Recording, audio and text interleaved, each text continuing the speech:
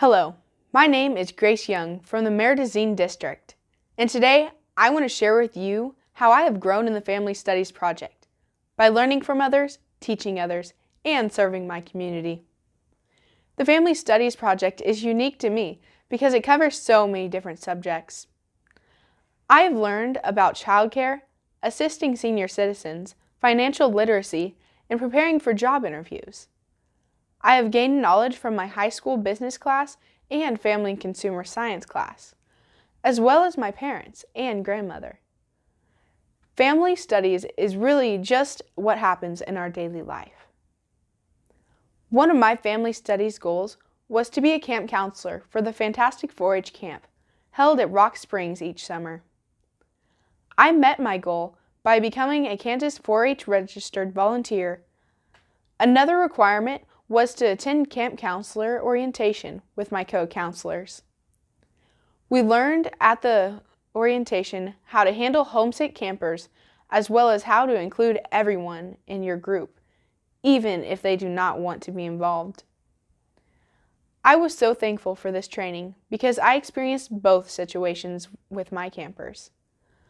With the knowledge I had learned, I was able to help the homesick camper by keeping her engaged in our activities so that she did not have time to think about what she was missing at home.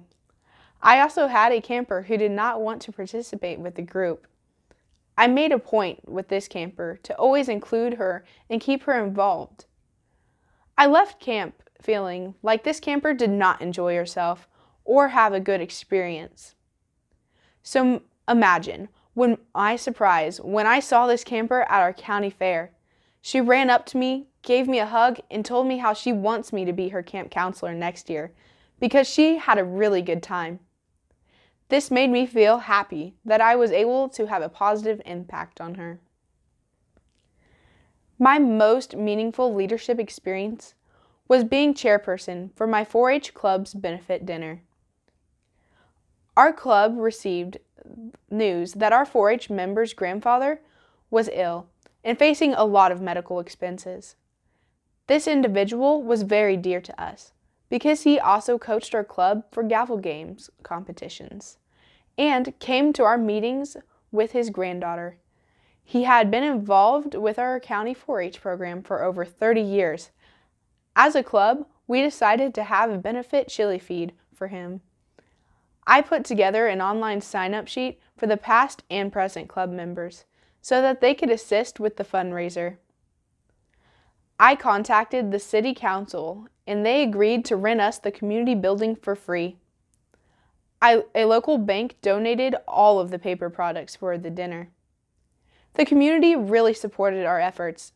As word spread, I even had non-4-H individuals sign up online to bring donations.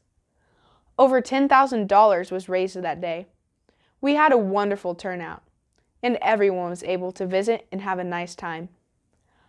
I learned how much a community can do when it comes together.